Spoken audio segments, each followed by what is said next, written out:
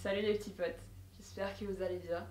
Aujourd'hui, comme vous avez pu le remarquer dans le titre, on se retrouve pour Vos histoires paranormales 2. J'avais vraiment très hâte de vous faire cet épisode parce que vous avez été très nombreux à me redemander un épisode. Et aussi parce que j'ai vu l'engouement qu'il y avait eu sur cette vidéo sur ma chaîne et j'étais ultra contente. Si vous entendez ronronner, vous en faites pas, c'est juste mon chat qui est là et qui fait sa petite vie. Aujourd'hui, nous avons, comme la précédente vidéo, 7 histoires paranormales. Et nous avons une histoire qui a été élucidée par rapport à la précédente vidéo. Alors, pour vous mettre dans le contexte, c'était il y a 4 ans, j'étais en internat. J'avais une coloc de chambre à l'internat. Et à cette période-là, disons que j'avais des moods un peu bizarres. Du coup, j'étais un peu en recherche de personnalité et tout ça. Et j'ai vu ma coloc d'internat qui était un peu gothique. Je me suis dit, waouh, ça j'adore. Je mettrai des plans dans la pluie au niveau des dispositions de chambre. Moi, j'avais mon lit qui était du côté du mur des autres filles.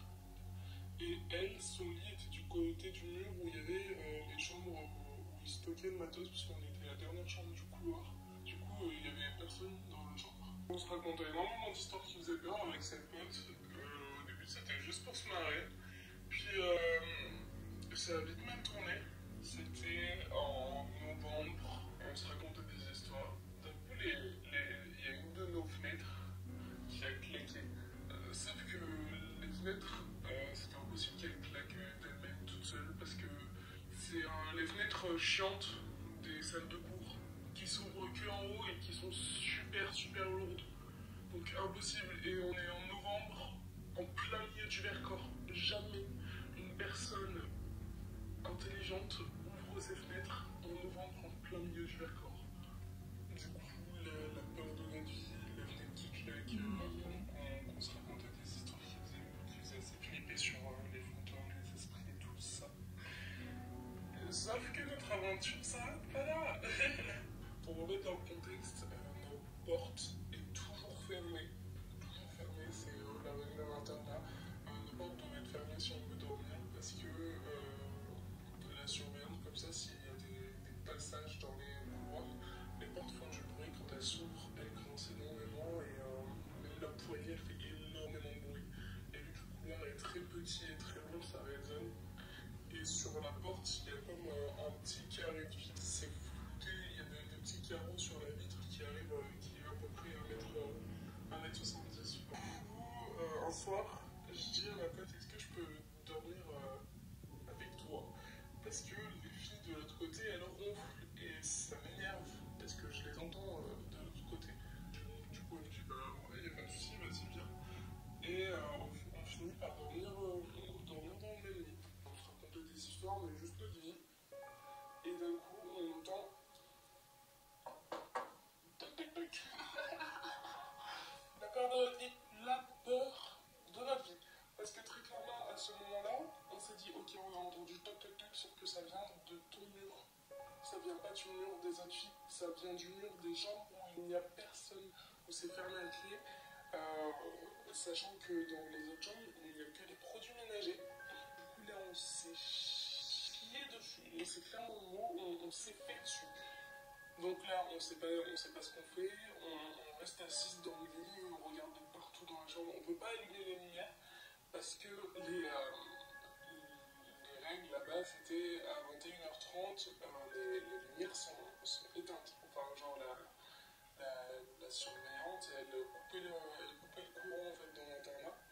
Et il n'y avait que les lumières de la salle de bain qui restaient allumées. On n'avait pas de courant dans la chambre, on était assis dans le noir. Avec la lumière de la lune, essayer de comprendre ce qui venait de se passer. Et là, d'un coup, je regarde à la porte. Et il y a un truc qui passe en fait sous la porte. Enfin, il y a une ombre qui passe sous la porte. Je me poste à côté de la porte. J'essaye de regarder à travers la vitre. Sauf que le problème, je disais à ma pote qui essayait d'être encore rationnelle et qui me disait, ouais, t'inquiète, c'est une des filles, sauf que le problème, on était assises toutes les deux sur le lit en silence, il n'y a pas eu de bruit de porte de notre chambre. Il n'y a pas les filles, la vitre est à peu près 1m60, donc au minimum on voit un bout de tête, Sauf que là, on a vu justement. La seule personne qui aurait pu passer, c'est une des filles qui était très petite, sauf qu'il n'y a pas eu le bruit de sa chambre. Les lumières de la salle de bain ne se sont pas allumées. Du coup, je me décide d'aller dans la salle de bain. Et dans la salle de bain, personne. Pas une seule lumière. Je regarde sous les portes des toilettes, pas de lumière. Du coup, on décide d'aller se coucher.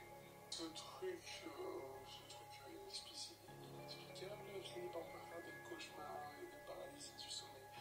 Oui, des paralysies du sommeil, j'étais trop heureuse d'en faire. Ça faisait, depuis que j'étais arrivée à l'internat, j'en faisais plus, donc ça faisait 4-5 mois. Et en fait, dans ces rêves-là, j'avais comme l'impression qu'on me disait, ouais, faut qu'une de vous deux parte. Moi, je comprenais pas, j'étais là, je disais, mais au début, je pensais que c'était juste un rêve.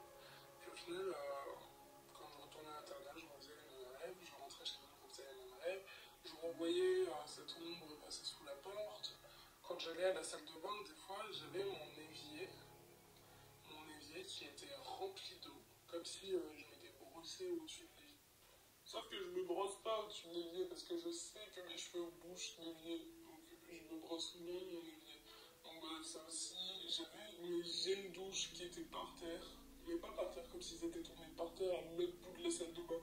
Ce qui est impossible que ça arrive humainement parce que on s'entendait très bien. Au final, j'ai décidé d'écouter ce que me disait mon rêve et de faire partir l'une de nous. Pour moi, c'était impossible que je parte, c'était pas possible, j'avais pas d'autre choix que de la faire partir. Donc, c'est même ce que je veux dire, j'ai décidé d'être extrêmement méchante avec cette personne. Je me suis liguée avec les autres pour le faire partir. Après les vacances de Noël, on a appris en revenant à l'internat le lundi soir que ma collègue de chambre n'allait pas revenir et qu'elle avait changé de bahut. Et après ça, je voyais encore les ombres passer sous ma porte sans bruit en fait. Mais j'ai plus de problème et je faisais plus de paralysie du sommeil. J'ai eu ultra peur parce que quand elle dit qu'elle allait pas revenir, je vais non, mais dis pas qu'elle s'est pendue dans la salle de bain. Ah, j'ai eu peur, sa mère la pute. Ah, j'ai eu peur. Ouh, tout va bien, ça va, elle est juste partie. Pour concrétiser un peu au niveau des paralysies du sommeil, vu que j'en avais déjà parlé dans l'ancienne vidéo, paralysie du sommeil se traduisent par des grosses sueurs froides, comme c'est indiqué dans le nom, impossible de me réveiller, impossible de bouger. Et quand je me réveillais, j'avais comme des griffures sur les jambes et les bras. Je me suis réveillée avec des bleus sur les cuisses, alors que je suis une personne qui fait assez attention. Et normalement, je suis pas une personne qui me marque fort les bleus. Donc voilà, mes paralysies du sommeil se traduisent avec des griffures et des bleus sur les bras et les jambes. Enfin, voilà. Du coup, j'ai jamais vraiment su d'où ça venait et je suis pas retournée voir un médecin depuis. Pour ceux qui veulent savoir, c'est la même personne qui a témoigné quand ils avaient fait du spiritisme avec ses amis et qui avait été accroché par une entité, on va dire. Clairement, tu es une éponge, ça tu le sais, à émotion, à entité, tout ce que tu veux. Je pense très sincèrement, avec toutes les preuves que tu nous as données, que c'est quand même incroyable que ça serait quelqu'un parce que, comme tu l'as dit si bien, il y aurait eu des bruits, il y aurait eu des lumières qui se seraient allumées, etc. etc. Donc, ouais, selon moi, c'est certainement une entité. Après, je sais pas, est-ce que tu as pris. Enfin, est-ce que tu connais l'histoire de cet internat? Est-ce que tu connais l'histoire de cet endroit? Parce que peut-être que. Peut y avoir des histoires qui se sont passées par exemple pendant les guerres, Première Guerre mondiale, Seconde Guerre mondiale, peu importe, je sais pas s'il est vieux ou pas, j'ai pas plus d'informations que ça, j'espère que si jamais tu fais des recherches là-dessus ou que t'en as fait, tu m'en feras part pour que dans une prochaine vidéo on puisse élucider ce mystère. Mais oui, je pense fortement que c'était une entité parce que voilà, En général, quand tu entends, enfin quand il se passe déjà les paralysies du sommeil, quand tu entends dans ton sommeil certaines choses, quand il se passe des choses bizarres dans une salle de bain, etc., c'est qu'il y a une entité ou qu'il y a quelque chose. À un moment donné, il faut bien rationaliser les choses, mais quand c'est à répétition et qu'il se passe des choses de plus en plus bizarres, et surtout quand tu sais que t'es une éponge, très honnêtement, il y a de grandes chances que ce soit une entité. Mais ça, je sais que tu le sais. Je sais pas trop si c'est paranormal, mais j'ai deux petites anecdotes en tout cas. La première, c'était en vacances avec ma famille. On louait un appartement dans le sud qui était loué pour une vieille femme qui avait perdu son mari. On était dans une chambre, mon frère et moi, et elle était assez vieillotte avec des meubles en bois, etc. En plein milieu de la nuit, je me suis réveillée sans savoir pourquoi et je sentais un courant d'air sur mes jambes, alors que j'étais sous une couette. Mais bon, pas étonnant puisque c'était pas loin de la mer. Et d'un coup, j'avais l'impression d'entendre comme quelqu'un frapper dans les meubles en plein milieu de la nuit. Pas super fort non plus, mais comme si ça toquait. Le lendemain, après une très mauvaise nuit, je me suis dit que ça devait tout simplement être le bois qui travaillait parce que l'humidité de la mer et les grandes armoires en bois, ça devait tout simplement résonner. Et en ouvrant le tiroir de la table de chevet, on a trouvé des crucifix. Ok, j'aime pas du tout cette histoire, je tiens à le dire. J'ai un mauvais pressentiment alors que j'ai même pas fini de lire l'histoire. La deuxième, c'était en Espagne. Ouais, j'ai juste un mauvais pressentiment sur l'endroit dans lequel t'étais. Sur ta première histoire. Je vais d'abord répondre à la première histoire, comme ça au moins ça m'évitera de me perdre après. Comme je l'ai expliqué dans ma vidéo sur mes histoires paranormales à moi, je me réveillais souvent à 4h du matin, souvent etc. J'ai l'impression qu'on m'observait. Quand tu te réveilles en pleine nuit, surtout dans les alentours de 3h, 4h du matin, c'est que potentiellement soit quelqu'un te regarde, soit ça peut être autre chose de spirituel. Ça j'en parle pas parce que c'est propre à chacun croit à ce qu'il veut, mais bref, ça peut être autre chose de spirituel. Ça peut être quelqu'un qui t'observe. Quand par exemple, c'est le même truc quand je vous disais, quand vous regardez dans un coin inconsciemment, c'est qu'en général vous êtes attiré par ça et donc du coup par conséquent vous regardez alors qu'il n'y a pas vraiment, c'est un coin quoi. J'ai pas trop d'explications à ça, mais je sais qu'ils se mettent souvent dans les coins quand ils nous observent ou même en règle générale. Pourquoi, j'en ai aucune idée, me demandez pas, moi je ne suis pas à leur place, d'accord? Donc je peux pas vraiment savoir. Le fait que tu aies senti quelque chose qui te touchait alors qu'il y avait une couette, alors oui, ça peut être la mer, tout ce que tu veux, aucun problème. Le problème c'est que quand tu lis ça avec le fait que tu t'es réveillé en pleine nuit sans aucune raison et le fait que tu as entendu gratter ou toquer, très certainement c'est qu'il y avait quelque chose. Et d'autant plus quand tu me dis que quand vous avez ouvert le tiroir de la table de chevet, il y avait des crucifix. Je sais pas si t'as fait toi aussi des recherches du coup sur cet endroit, mais si t'en fais, fais-en, parce que peut-être qu'il y a eu des cas, des décès, peut-être qu'il y a eu des cas de possession, je sais pas du tout. Mais si jamais toi tu veux pas le faire, donne-moi le nom de l'endroit où t'étais, je le ferai à ta place si tu veux, enfin aucun problème. La deuxième histoire c'était en Espagne, en voyage scolaire. J'étais avec une copine, on essayait de dormir et moi j'avais peur. Je ne savais pas pour quelle raison, mais j'avais peur qu'il y ait quelque chose de mauvais. Je précise que je suis croyante et que les choses mauvaises à laquelle je pense, c'est notamment une présence... elle l'écrit pas, mais c'est une présence démoniaque, voilà. Du coup, je me dis que je dois être en train de fabuler et je demande à ma copine si elle dort et elle me dit que non parce qu'elle a peur. Toutes les deux, on avait honte de se dire ce dont on avait peur et en fait, on avait bien peur de la même chose, donc on a prié. Et d'un coup, tout allait mieux. On se sentait de nouveau en sécurité. Je précise qu'on y est resté une semaine et que cette peur est arrivée en plein milieu de la semaine et qu'on l'a eue qu'une seule fois, le même soir, exactement à la même heure. Si tu te sens oppressé dans un endroit, c'est que potentiellement les énergies sont mauvaises, donc potentiellement il y a quelque chose de mauvais. Alors après, tu sais, il y a une différence entre démoniaque et mauvais. Tu sais, les entités, elles sont pas forcément...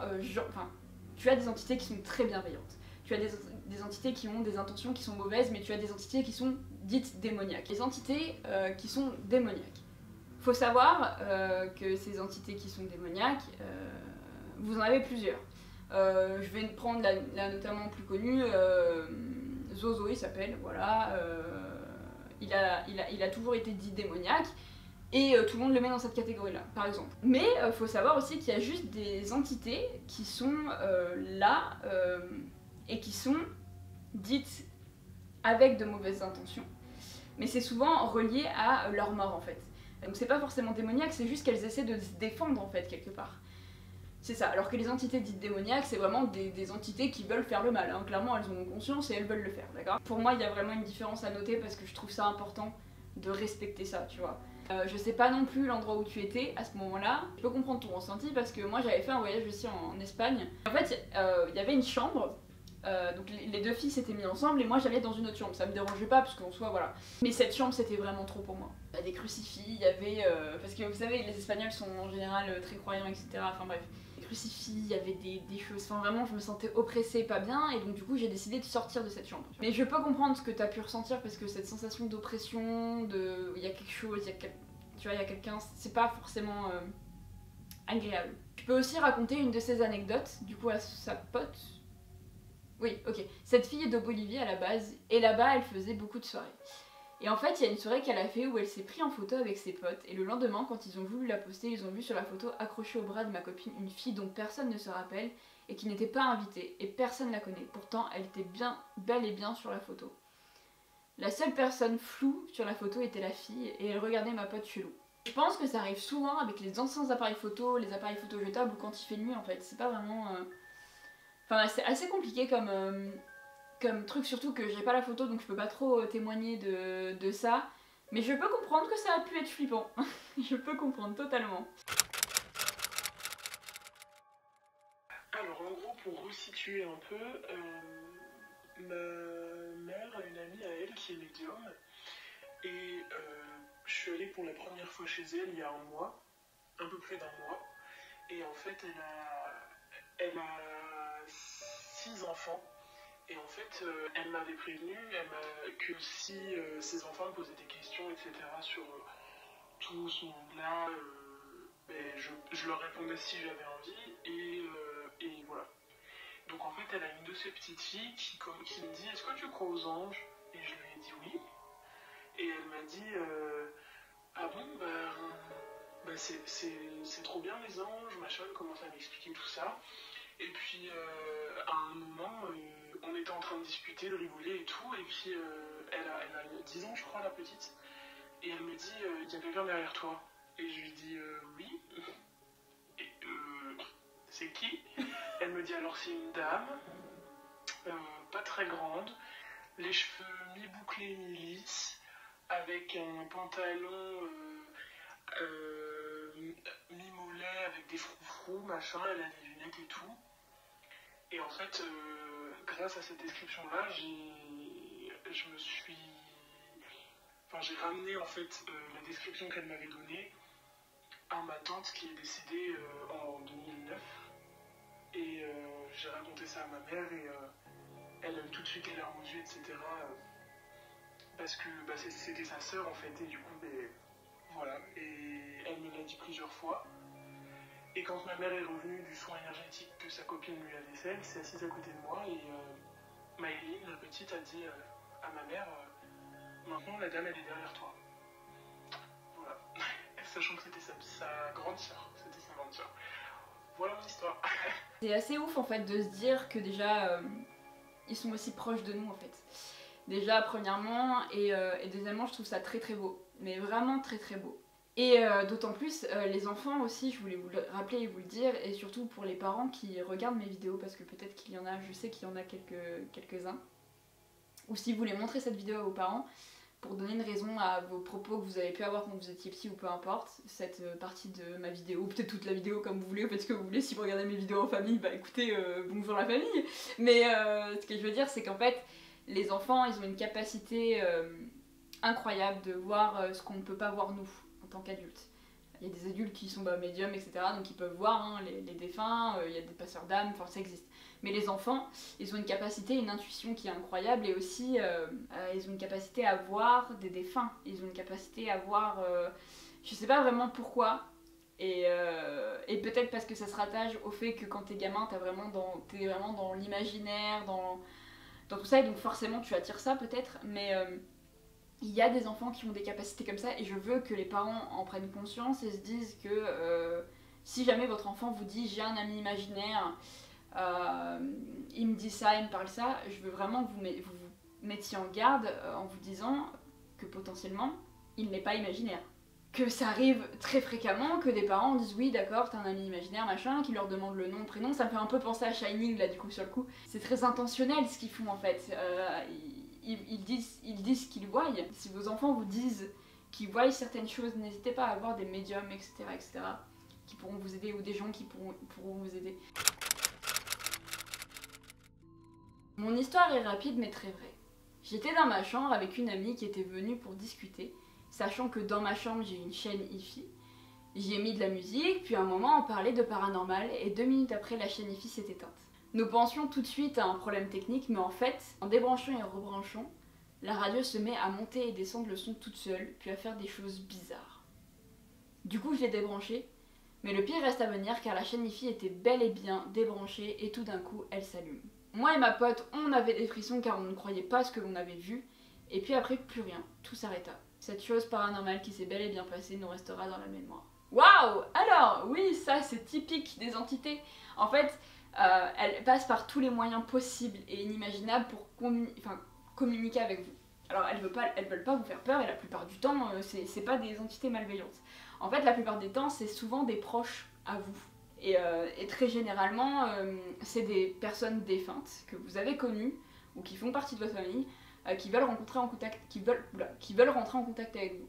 Moi j'avais expliqué l'histoire de mes lumières qui s'éteignaient et qui se rallumaient, c'est parce que des défunts que j'ai connus ou des personnes de ma famille qui sont défuntes veulent communiquer avec moi. Ça m'arrive plus ou moins souvent. La plupart du temps c'est surtout des signaux plus subtils que ça, ou des lumières qui s'allument, mais c'est vrai que la chaîne hi-fi je peux comprendre que ça fasse peur parce que c'est vraiment hors de contrôle, c'est comme en fait les télévisions. Je comprends que ça fasse peur, mais vous aviez totalement raison, c'est certainement une entité, mais par contre c'est sans doute une entité que vous connaissez, parce que je vois pas d'intérêt à ce que ce soit quelqu'un que vous connaissiez pas, même si vous parliez de paranormal. Ah putain de merde. Excusez-moi, je n'ai pas compris. Je vous jure, des fois il m'arrive des trucs, je cherche même plus à comprendre tellement c'est lambda pour moi. Ça se trouve c'est vraiment quelque chose qui s'est passé là actuellement que j'ai pas su capter. Après, ça peut changer quelque chose si jamais cette chaîne hi-fi ne t'appartenait pas à la base, ou que tu l'as acheté dans une brocante par exemple. Je vois pas pourquoi ça serait quelqu'un que tu connais pas si c'est ta chaîne hi-fi, etc. Si c'est un truc que t'as trouvé dans une brocante ou que t'as depuis que t'es gamin en soi, si t'as ça depuis que t'es gamin, bon alors c'est que c'était un message qui t'était destiné, mais si c'est une chaîne hi-fi que t'as eu dans une brocante ou peu importe, là oui ça peut être quelqu'un par contre que tu connais pas ou quelqu'un qui peut être malveillant. Après je pense que si depuis ce moment là t'as pas eu des trucs bizarres, c'est que ça devait être quelqu'un de ta famille. Voilà, je préfère te le dire. Alors du coup, dans ma vie, il y a de ça 10 ans, enfin 8 ans maintenant, il y a mon meilleur ami qui s'est suicidé devant mes yeux. Donc l'épisode assez violent de ma vie qui m'a marqué. Et après ça, c'est suivi genre une longue grosse chute aux enfers où je comprenais pas trop ce qui se passait dans ma vie. Je pleurais tout le temps, j'étais tout le temps déprimé. Enfin, je pensais que la première année ça irait. Sauf que 7 ans plus tard, toujours dans le même état de déprime au bout de sa vie. Du coup, je me suis dit qu'il serait temps de prendre en main. Donc, j'ai vu pas mal de psychologues, de psychiatres, de médecins, d'infirmières, de gens à qui veulent qu'on leur parle de notre traumatisme. Jusqu'à que je rencontre une meuf qui est une psy qui fait de l'ADMR, donc c'est un recalibrage des 2 hémisphères, et qui me dit écoute, je pense pas que tu sois folle, parce que j'entends des voix dans ma tête, qui me disent d'aller sauter sur le train, des trucs comme ça. Donc il me dit que faudrait peut-être que j'aille voir un prêtre exorciste. Du coup, moi je la regarde, pas trop croyante des esprits et tout, puis pas vraiment envie de me rapprocher de ces choses-là. Je me dis ouais, très peu pour moi, merci. Puis au final, vu que ça allait pas mieux, j'avais pas réglé le problème, je me suis dit c'est quoi Anaïs, ça coûte rien d'essayer. Et du coup, voilà, à la recherche d'un prêtre exorciste, du coup j'ai rencontré plusieurs personnes qui m'ont ramené vers la même personne, qui est un prêtre exorciste de l'ancienne église qui est à Nice. Du coup, pourquoi ancienne église? Parce que la nouvelle ne reconnaît pas l'existence du malin. Du coup, en route pour Nice, rendez-vous pris pour une semaine après. Pour aller à Nice, ça a été une galère sans voiture de location qui n'arrive pas, crever de pneus juste avant d'y aller, obligé de trouver un hôtel, y aller le lendemain, enfin, une galère sans nom. Du coup, Je vais d'abord rebondir sur ça. Très souvent, la plupart du temps, surtout quand tu as une entité qui est en toi, qui est accrochée à toi ou peu importe, dès que tu vas vouloir t'en détacher, par tous les moyens ils vont tout faire pour vous empêcher de le faire. Il y en a qui vont être vraiment ultra trash et donc vous faire des accidents par exemple, vraiment voilà. Ou vous faire des petits trucs comme ça pour vous décourager en fait. J'arrive enfin à Nice. Du coup j'arrive là-bas, donc c'est une sorte de vieil film abbaye. Je rencontre le prêtre, du coup très gentil. Moi je suis pas du tout croyante ni rien, donc c'était un peu une grande première de parler avec un prêtre. Donc on s'est parlé d'événements avec mon meilleur ami, des liens qu'on avait, de qu'est-ce qui se passe que je trouve bizarre dans ma vie, donc les voix que j'entends, le fait que je me sois fait du mal, que je sois tout le temps déprimé depuis 8 ans. Et du coup il m'explique un peu comment ça va se passer, et il m'explique que pour lui en fait la prière est un moyen d'élever ses ondes électromagnétiques et que du coup c'est avec ça que lui va enlever le soi-disant mal qui fera en moi. Sinon je fais ok. Du coup il allume un réchaud. Sur ce réchaud il va poser une casserole, enfin une sorte de poêle avec des gros rebords. Après avoir posé cette poêle, il prend une sorte de tasse en verre transparent. Il y met de l'eau et il met l'eau dans la casserole et il retourne le verre pour qu'il soit la face ouverte sur le fond de la casserole. Par-dessus, il met de la feutrine et sur le dessus de la feutrine, un crucifix. Donc là, il m'explique que du coup, le réchaud, c'est pour représenter la chaleur du corps humain, l'eau pour l'eau dans le corps, la tasse retournée pour de l'air et la feutrine pour la matière. Du coup, tout ça, c'est pour représenter un corps, on va dire, factice pour duper l'esprit qui sorte. Incroyable. Du coup, là, encore plus chelou, donc on attend qu'on se mette à bouillir. Quand on se met à bouillir, il pose une main sur moi et il met une main au-dessus du crucifix, de la casserole, de tout son truc là. Et il se met à dire des prières. Moi, je ressentais une grosse traction au niveau de la nuque. Il m'avait expliqué que c'était normal et que c'était lui qui allait battre, tenir ma tête. Du coup, pendant à peu près 45 minutes, il a fait des prières. Pendant ces prières, il y avait des moments où il y avait des grands trous de chaleur, c'est-à-dire que l'eau qui bouillit d'un seul coup, il y a un psh c'était le changement de température. Et du coup, quand il est arrivé de faire ses prières, toute l'eau qui était dans la casserole était rentrée dans le verre, donc était remontée par le verre. Donc il n'y avait plus d'eau nulle part, sauf dans le verre qui était retourné, pas du tout bizarre. Il a arrêté le réchaud du coup, il s'est assis, et là il me dit de toucher la casserole. La casserole qui depuis 45 minutes était sur le feu, et du coup la casserole froide, voilà. Et le plus chelou c'était que dans le verre, déjà que l'eau reste dans le verre, ça m'a toujours choqué, mais c'est surtout qu'il y avait des ondes, et qu'en fait à chaque fois qu'on touchait le verre, ça faisait un ting-ding comme quand on tape avec un couvert sur un verre. Et lui, il m'a expliqué qu'en gros, c'était la source du mal que j'avais. Alors, on y croit ou on n'y croit pas. Moi, je sais que ce jour, quand ça s'est passé, enfin, moi, je suis pas du tout... maintenant, je crois aux choses paranormales, qu'il y a des choses que je ne comprends pas et qui nous dépassent. Mais j'ai ressenti un grand soulagement après qu'il ait fait ça, et je suis encore choquée, parce que je trouve que c'est inexplicable ce qui s'est passé là-bas, et je pense que je n'aurais pas réussi à tenir encore...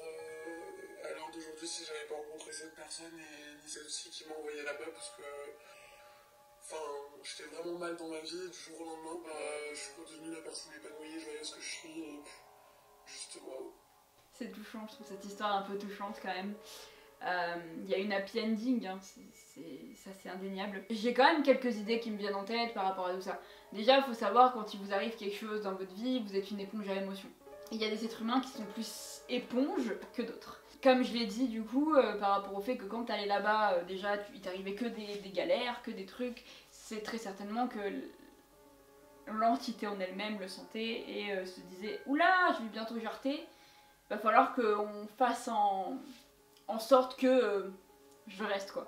Ça devait être vraiment une entité qui était mauvaise, parce que pour te faire autant de mal... Tu fais quoi là toi?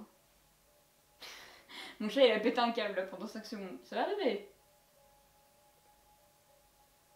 Ok, ça va? C'est vraiment quelque chose d'assez spécial, la possession. Et je peux comprendre que ça soit un peu flippant au début de voir les rituels ou même les prières, etc. L'essentiel c'est que ça ait marché, voilà. L'essentiel c'est que ça ait marché et que maintenant tu ailles mieux. Mais c'est sûr que c'est quelque chose qui traumatise à vie, c'est certain. Ce que je comprends encore plus, c'est que maintenant du coup tu crois à tout ce qui est entité, tu crois à tout ce qui est paranormal, tu crois à toutes ces choses. C'est absolument normal. Tu sors d'une expérience comme ça, honnêtement, si tu crois pas, c'est qu'il y a vraiment un problème quoi. Mais je suis juste heureuse que tu ailles mieux, d'accord? Je suis vraiment très très heureuse que tu ailles mieux. Je voulais aussi ajouter une chose assez importante qui n'a absolument rien à voir avec tout ce que je suis en train de parler. On m'a demandé dernièrement si les animaux pouvaient voir les choses qu'on ne peut pas voir. La réponse est évidente, oui, ils peuvent voir des choses qu'on ne voit pas. Très souvent, si vous voyez...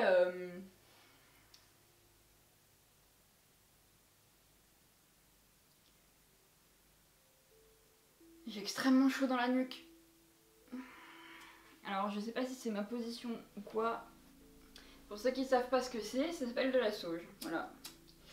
C'est pour vous protéger du mal.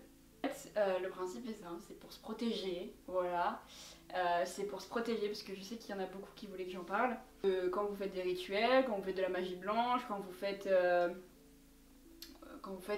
des soins énergétiques, quand vous faites peu importe ce que vous faites, si vous avez envie de vous protéger ou même protéger votre maison de certaines choses ou quoi. Il y a plein de choses que vous pouvez faire et ça va mieux bizarrement. C'est pas simple de faire ça dans un environnement qui est comme le mien. Je vous mettrai tout ça en lien dans la bio, d'accord? Ou acheter, etc. Ou je l'ai acheté moi, personnellement. Quand vous achetez de la chose, d'où l'importance de se protéger, toujours se protéger, que ça soit soi, son endroit de vie, peu importe.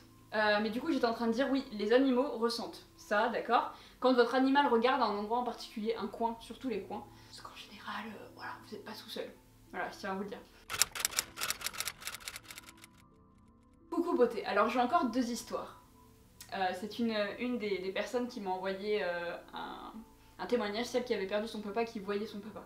Je sais pas si vous vous rappelez dans le précédent épisode. Pour la première, c'est mon oncle qui l'a vécu. Juste après le décès de mon père, pour se remettre en contexte, mon oncle est venu chez moi. Pour t'expliquer, ma maison avait des escaliers à l'extérieur et il y avait une petite fenêtre à côté quand tu les montais. Donc mon oncle, en montant les escaliers, a entendu frapper à cette petite fenêtre. Au début, il pensait que c'était quelqu'un qui était dans le garage, mais quand ils sont allés vérifier, il n'y avait personne. Deuxième histoire. Cette fois-ci, c'est ma tante qui a vécu ça. Elle avait une lampe de chevet dans sa chambre et dès qu'elle est rentrée dans la pièce, la lumière s'allumait seule. Un jour, en rentrant dans la chambre, la lumière ne s'est pas allumée. En rigolant, ma tante a dit « Ah, cette fois-ci, tu ne t'allumes pas ?» Et puis, elle s'est allumée. Ouais, bah ça encore, ouais, bah oui, ça c'est des entités, hein. Très certainement des personnes que vous connaissez. Après, ça peut être un esprit farceur aussi. Une entité farceuse, ça peut arriver très souvent, ça arrive. Des fois, elles sont pas très très mal intentionnées, celles-ci. Elles veulent juste jouer un petit peu, quoi. Parce qu'elles se font chier. La première histoire, elle est toute simple. Elle s'est passée à l'église. Je suis allé mettre un cierge pour mon père, pour Noël, il me semble. J'allume le cierge à la Vierge. Et ma mère s'aperçoit de quelque chose. Plus je m'éloigne du cierge, plus il frétille, enfin la flamme frétille. Plus je m'approche de la flamme reste calme. Il n'y avait aucun courant d'air, il n'y avait rien du tout. J'ai fait ça une dizaine de fois et ça l'a toujours fait. Donc il n'y a pas d'explication rationnelle pour ça. Et c'est un fait paranormal assez soft, on va dire. Pour moi, surtout si t'allumais ce cierge pour ton papa, ça a forcément une signification. Je pense que ça peut être relié directement à ton père, qui était sans doute là et qui, dès que, à côté de ce cierge par exemple, dès que tu te rapprochais, ça crépitait parce que vous vous retrouvez. J'essaie de trouver une situation logique à ça, entre guillemets. Sinon, je ne vois absolument pas ce que c'est. Ça peut être aussi au niveau de tes énergies. Peut-être que t'as un don pour ce qui est magnétisme. Peut-être, j'en ai aucune idée. Enfin bref, c'est des hypothèses encore une fois, hein. Voilà, après moi je suis pas experte dans cette matière, c'est juste ce que je pense moi. C'était pendant la canicule déjà de cette année. Il faisait une chaleur atroce dans ma chambre, sachant qu'il y a du parquet, les volets sont en bois, bref, ça prend toute la chaleur. Et je décide de descendre dans le salon où il y a du carrelage, et c'est beaucoup plus frais, etc. Je descends vers 3h du matin dans le salon, je m'affale complètement sur le canapé, je n'en peux plus, je n'arrivais pas à dormir, c'était épouvantable. Je m'affale sur le canapé, et je ferme les yeux pendant une demi-heure en espérant trouver le sommeil. Et d'un coup, je sens qu'il y a un regard sur moi. Donc j'ouvre les yeux et il y avait une très haute silhouette. Alors très haute pour moi parce que je suis petite, environ 1m90 devant la porte, dans la maison. Mais ce n'était pas quelqu'un. C'est très intriguant, mais très certainement ce dont on avait parlé toi et moi, c'est très certainement une entité. Parce que je verrais pas à part un cambrioleur, ce qu'on a déjà parlé toi et moi, et tu m'as dit que c'était très peu probable que ça en soit un. Donc je verrais pas l'intérêt à ce que du coup, tu vois, enfin ça colle pas quoi. Donc déjà ça, et qui plus est, ça me paraît très logique, surtout la nuit. Après, voilà, on avait déjà parlé toi et moi, mais je pense très fortement que c'est une entité. Une histoire, je suis invitée chez une amie. Elle habite une très grande maison dans la campagne, et je suis invité l'après-midi aux alentours de 14h, je dois repartir pour 19h. Nous sommes que toutes les deux dans cette très grande maison, elle fait plus de 250 mètres carrés. Et on est dans le salon, on est en train de jouer avec la PS4 et on joue à un jeu d'horreur survival. On joue pendant à peu près une demi-heure. À un moment, mon ami me demande si j'ai faim.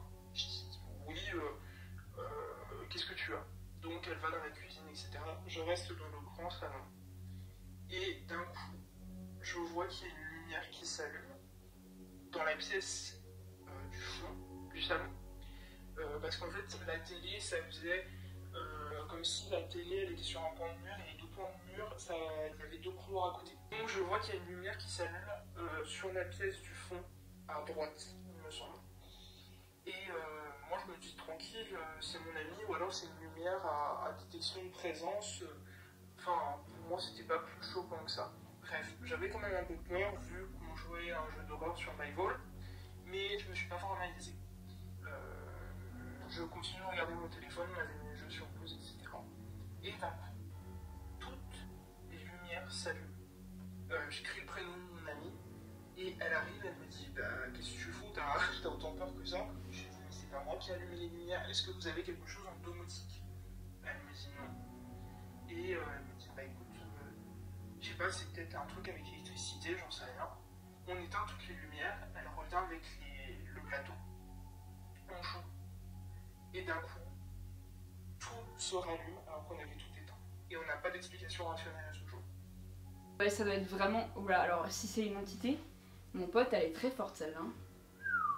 Parce que je vous l'avais déjà dit dans la première vidéo, ça demande énormément d'énergie à une entité d'allumer déjà rien que ne serait-ce une lumière, une télé, une chaîne IFI ou quoi que ce soit. Alors pour éteindre, enfin pour allumer toutes les lumières de la maison, ça doit être une chose sacrément forte. Hein.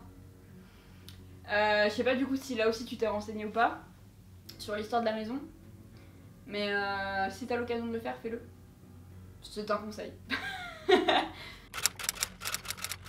Est-ce que vous vous rappelez de l'histoire de la salle de bain? Vous voyez, il y avait du sang qui coulait de la salle de bain.